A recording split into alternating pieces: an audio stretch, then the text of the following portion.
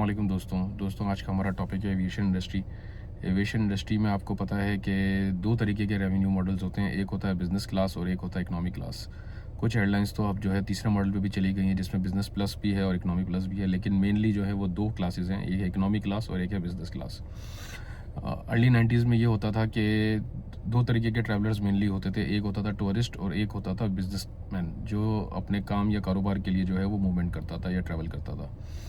जब उन्होंने देखा कि टूरिस्ट जो है वो अपने आप को अर्ली प्लान कर लेता है, यानी वो अर्ली बुकिंग्स करवा लेता है क्योंकि वो प्लान कर चुका होता है और अपने प्लानिंग के लिहाज से मूव हो रहा होता है, लेकिन बिजनेसमैन जो है वो बिल्कुल एंड मोमेंट पे जाके अपनी टिकट्स करवा रहे होते थे।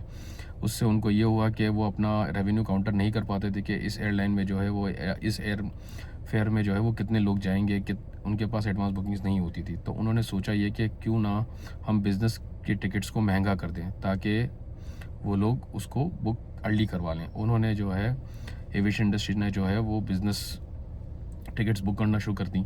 अब हुआ ये कि बिज़नेसमैन को उससे कोई फ़र्क नहीं पड़ा, वो जो है वो अपनी महंगी टिकट्स भी उसी तरीके से करवा रहा था। फिर उन्होंने जो है वो आहिस्ता आहिस्ता उसको प्रीमियम करना शुरू किया और उसको जो है उसके अंदर फैसिलिटीज़ लाई, सीट्स थोड़ी बड़ी कर दी, उनका मील अलग कर दिया और इस तरीके से उन्होंने इकनॉमी और बिज़नेस क्लास को अलग अलग कर दिया। अब अगर आप यूँ देखें तो जो नॉर्मली जो हमारे एयरक्राफ्ट्स हैं उसके अंदर जो इकनॉमी क्लास होती है वो तकरीबन 3.7 स्क्वायर फिट की होती है और इसी तरह बिज़नेस क्लास जो है वो mainly 11 point something square feet की जो है वो सीट होती है। लेकिन फिर भी बिज़नेस क्लास का पर स्क्वायर फिट रेवेन्यू ज़्यादा होता है क्योंकि उनकी टिकट्स में तकरीबन 4 टाइम्स का डिफरेंस होता है नॉर्मली, और सम हाउ इससे भी ज़्यादा होता है।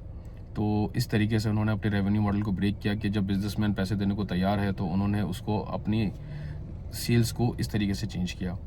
इसी तरीके के आइडियाज़ हमें अपने बिज़नेसेस में लाने चाहिए। अब इसी तरीके से हमें अपने बिज़नेस को सोचना चाहिए कि मासेस के लिए क्या करना चाहिए और प्रीमियम क्लास के लिए क्या करना चाहिए। इससे हमारा रेवेन्यू भी बढ़ता है और ग्रोथ भी मिलती है। Thank you.